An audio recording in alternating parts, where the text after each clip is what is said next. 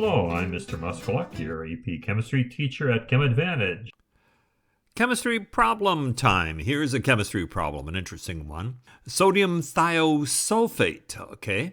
Thiosulfate, you should remember, is a polyatomic ion, and we'll get back to that in a few minutes. It is used as an antidote for cyanide poisoning. And they say it serves as a sulfur donor for conversion into thiocyanate, which is another polyatomic ion. I looked this up, and actually it's a three-step method that they use. They use some amyl nitrite, and then some nitrite, and then finally the sodium thiosulfate. And there's actually a cyanide antidote kit that's standard in the United States. There evidently is enough cyanide poisonings that deserve an official antidote kit. So this is interesting. It's pretty practical. In the preparation of a sodium thiosulfate solution, they're not going to have time to make a solution together. You better have that kit ready because cyanide is a fast-acting poison. A technician dissolves 150,000 milligrams of salt in solution. They give you the molar mass, which is nice.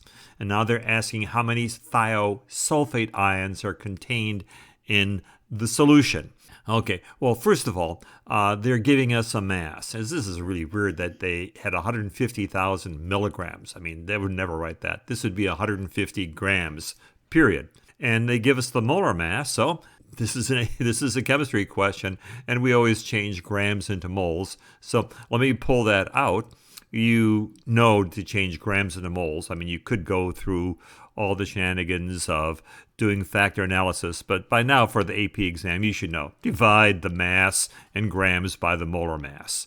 Pretty easy and straightforward. You should have that memorized and also know why it works. So we've got 150 grams, 150, and we're going to divide it by 158. We got three significant digits, but so let's carry this out one more, just to be a little safe. Our answer is going to be less than 1. Again, when you use a calculator, still think about the numbers. So we're going to be dealing with a little bit less than 1 mole. In fact, actually, if you're a good chemistry student, you could almost guess what the answer is going to be in the end of the thiosulfate ions contained in solution.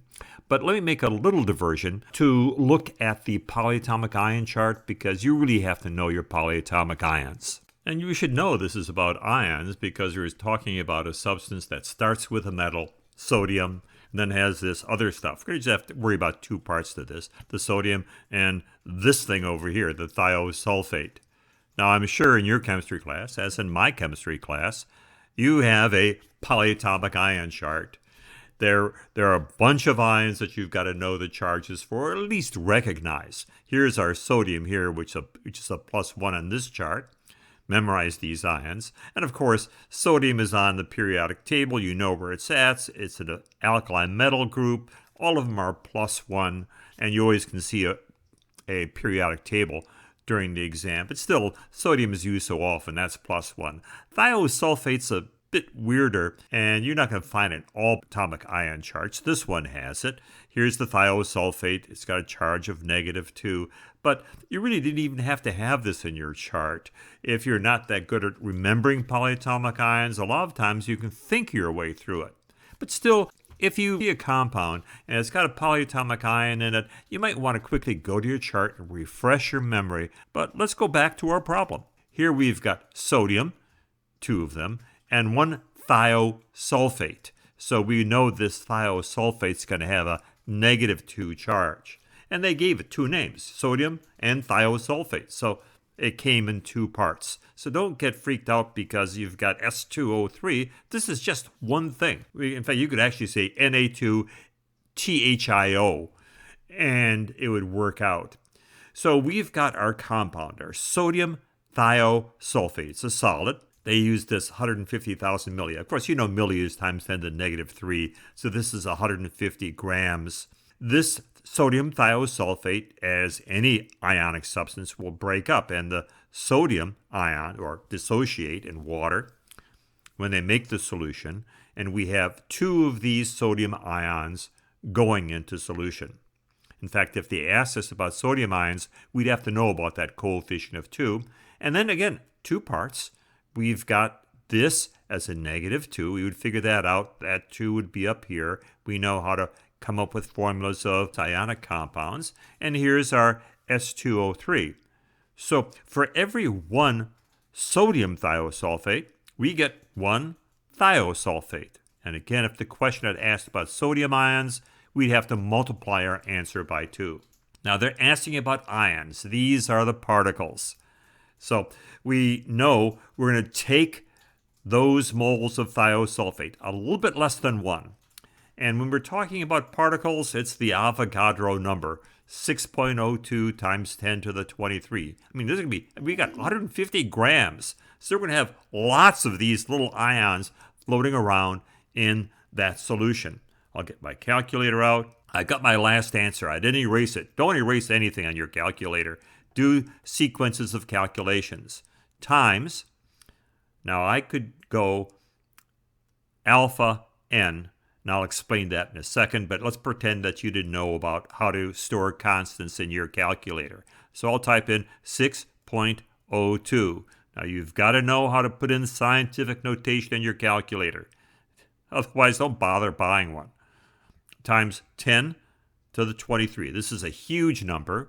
This is about a little bit less than 1, so we're going to get a little bit less than 6.02. If this was a multiple choice question and you knew you had a little bit less than 1 mole, then you'd say, okay, it's going to be a little bit less than 6.02 times 10 to the 23. And if they'd asked about sodium, it'd be double that. And if they asked about all the ions, it'd be triple that.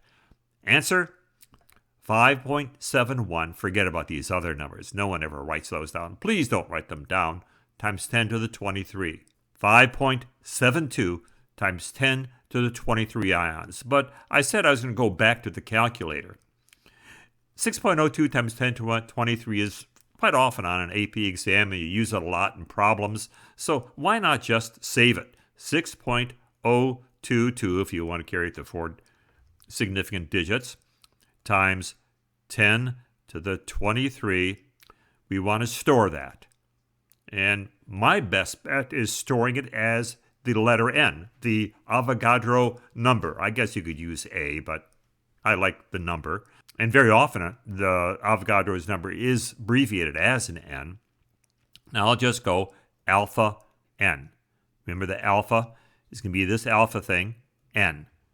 So this says store this number as N until this calculator resets or I change that constant.